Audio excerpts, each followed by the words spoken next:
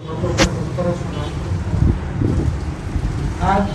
مجرم لوگوں کے بارے میں کہا جا رہا ہے کہ کلو وتمتعوا قلیلا، کہ تم تھوڑی دیر کھا لو اور نفع اٹھا لو. یعنی دنیا کی زندگی جو ہے یہ تھوڑی ہے، چاہے انسان 50 سال جیے، 100 سال جیے، 1000 سال جیے، آخر کیا ہے؟ مرنا ہے. شیطان ہزاروں سال سے جی رہا ہے، آخر مرنا ہے. موت سے کسی کو چھٹکارا نہیں ہے. جس طرح نبی پاک صلی اللہ علیہ وسلم کو اللہ نے تسلی دیتے ہوئے قرآن میں فرمایا کہ ذرہم، اے محبوب ان کو چھوڑ دیں، یاکلوا ویتمتعوا، یہ کھاتے رہیں پیتے رہیں، لیکن تھوڑی دیر کے لیے ہے نا، تھوڑی دیر کے لیے ہے. قل تمتع بکفرک قلیلا، اے محبوب آپ ان سے کہہ دو کہ تھوڑا نفع اٹھا لو اپنے کفر کے ساتھ. انک من اصحاب النار، تم دوزخی لوگ ہو، آخر جانا تم نے دوزخ میں. اس طرح یہاں پہ فرمایا جا رہا ہے کہ کلوا وتمتعوا قلیلا، تھوڑا کھا لو، تھوڑا نفع اٹھا لو دنیا کی زندگی میں. انکم مجرمون، بے شک تم کیا ہو؟ مجرم لوگ ہو. قیامت کا دن ہوگا، دنیا میں مجرم بھی ساتھ ہیں اور نیک لوگ بھی ساتھ ہیں، منافق بھی ہیں، مسلمان بھی ہیں، کافر بھی ہیں، مشرک بھی ہیں، سب اکٹھے رہ رہے ہیں. آخرت کے اندر ایسا نہیں ہوگا، مجرم لوگوں کو علیحدہ کر دیا جائے گا. وامتازوا اليوم ایھا المجرمون، قیامت کا دن ہوگا کہ مجرم سب الگ کر دیے جائیں گے، مجرم الگ ہوں گے اور اچھے لوگ علیحدہ ہو جائیں گے. ویل یومئذ للمکذبین، ہلاکت ہوگی اس دن ان لوگوں کے لیے جنہوں نے حق کو جھٹلایا. دنیا کے اندر اللہ کی بات کو تسلیم نہیں کیا، باپ دادا کی رسومات کو دین سمجھ لیا لیکن دین کو دین نہ سمجھا، قرآنی احکامات کو، قرآنی عقائد کو نہ اپنایا. اس کے برخلاف جو باپ دادا کی ریت چلی ہوئی آ رہی ہے اور جو معاشرے میں دیکھا جا رہا ہے، بس اس کو دین سمجھ کے عمل کرنا شروع کر دیا. وَإِذَا قِيلَ لَهُمُ ارْكَعُوا لَا يَرْكَعُونَ، اور جب کہا گیا ان سے کہ رکوع کرو تو وہ رکوع نہیں کرتے. رکوع سے مراد نماز ہے. رکوع سے مراد کیا ہے؟ جہاں بھی قرآن کریم میں سجدے کا یا رکوع کا ذکر آتا ہے تو اس سے مراد نماز ہوتی ہے. اس سے مراد کیا ہے؟ نماز ہوتی ہے. اور رکوع سے مراد یہ بھی ہے کہ انسان اللہ کے سامنے اپنی پشت کو جھکا لے. تفسیر عزیزی میں ہے کہ جس طرح انسان، یوں مثال دے کے سمجھا رہا ہوں کہ جس طرح انسان بوجھ اٹھانے والا، یہ جو پانڈی ہوتے ہیں، مزدور ہوتے ہیں، اپنی پشت کے اوپر یہ بوجھ اٹھاتے ہیں، اپنی پشت کے اوپر یہ بوجھ اٹھاتے ہیں، بوریاں اٹھاتے ہیں، اینٹیں اٹھاتے ہیں، خلا اٹھاتے ہیں، بوجھ اٹھاتے ہیں، تو یہ اپنی پشت کو یوں بوجھ کے لیے جھکا لیتے ہیں. یوں کیا کرتے ہیں؟ جھکا لیتے ہیں. اسی طریقے سے یہ اللہ تعالیٰ کی امانت، نماز کی امانت ہے، اس کو ادا کرنے کا جب وقت آیا ہے تو یہ ایمان والا آدمی جو ہے یہ اپنی پشت کو جھکا کر اللہ کے سامنے عاجزی کر رہا ہے کہ اللہ میری پشت جو ہے اس بوجھ کو اٹھانے کے لیے حاضر ہے.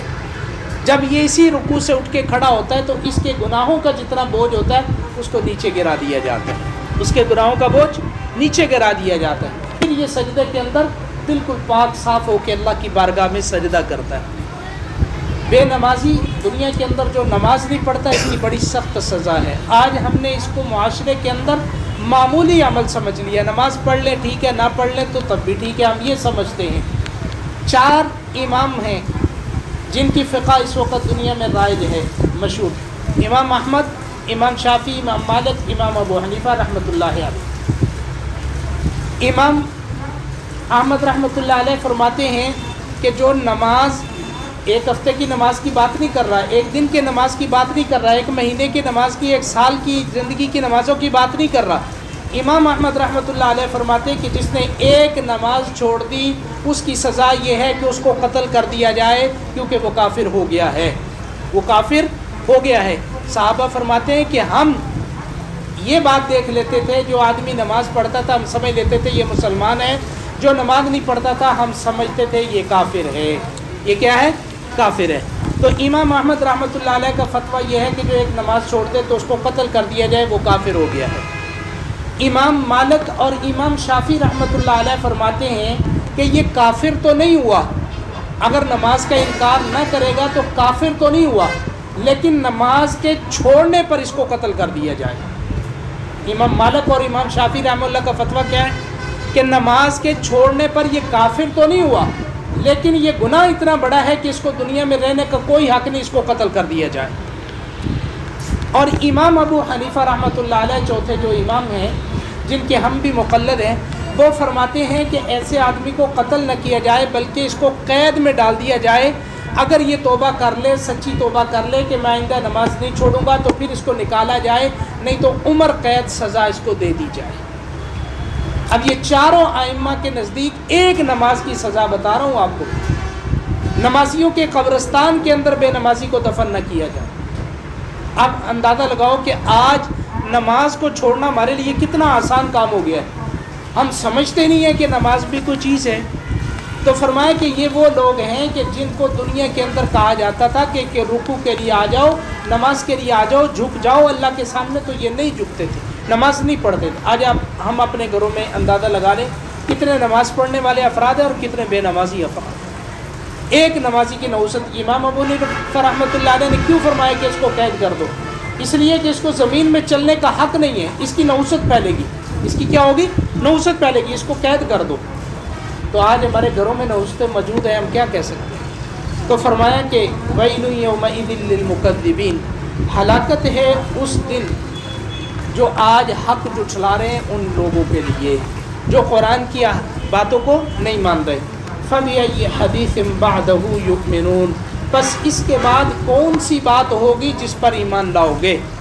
یہ اللہ کا قرآن پکار کے کہہ رہا ہے کہ اب یہ قرآن آخری کتاب ہے، اللہ کے رسول آخری نبی ہیں، یہ آخری امت ہے، اب اس کے بعد کون سی بات آئے گی، کون سے دلائل آئیں گے؟ کتنے دلائل اللہ تعالیٰ نے اپنی توحید کے دے دی، کتنی باتیں سمجھا دی، پہاڑوں کے نظام بتائے، زمین کے نظام بتایا، دریاؤں کا بتایا، سمندروں کا بتایا، چاند ستاروں کا بتایا، میری اور آپ کی پیدائش بتائی، میری اور آپ کی خوراک بتلائی، ساری باتیں اللہ تعالیٰ نے قرآن کریم کے اندر جا بجا ذکر کر کے سب کو فرما دی۔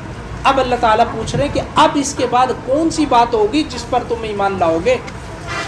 اس کے بعد سب کو کہنا چاہیے کہ آمنا باللہ وبما انزل، کہ اے اللہ ہم آپ پر بھی ایمان لائے، اور اے اللہ جو تو نے نازل کیا ہم اس پر بھی ایمان لائے، اس پر بھی ہم کیا ہوئے؟ ایمان لائے۔ اللہ تعالیٰ مجھے اور آپ کو قرآن و سنت کے مطابق اپنی زندگی کو گزارنے کی توفیق عطا فرمائے۔ یہ سورہ مرسلات کی آخری سورت تھی، کل انشاءاللہ 30واں پارہ سورہ نبا شروع کریں گے۔ اللہ ہم سب کی زندگیوں کو قرآن کے مطابق بنا دے۔ ایک اعلان ہے کہ میرے استاد مکرم حافظ محمد منیر صاحب، جہاں تک میری آواز واٹس ایپ کے ذریعے جا رہی ہے یا آپ حضرات سماعت فرما رہے ہیں، تو وہ آج انتقال فرما گئے۔ میرے یہ ناظرہ کے ابتدائی استاد بھی تھے اور 2.5 پارے آخری میں نے ان کے پاس قرآن کریم کے حفظ بھی کیے تھے، بڑے مشفق استاد تھے۔ آج وہ فوت ہو گئے، عشاء کے بعد ان کی نماز جنازہ بھی ہے کوٹ میڈیداس میں، ان کے لیے دعائیں مغفرت بھی تمام احباب انفرادی طور پر بھی اجتماعی طور پر بھی۔ الحمدللہ رب العالمین۔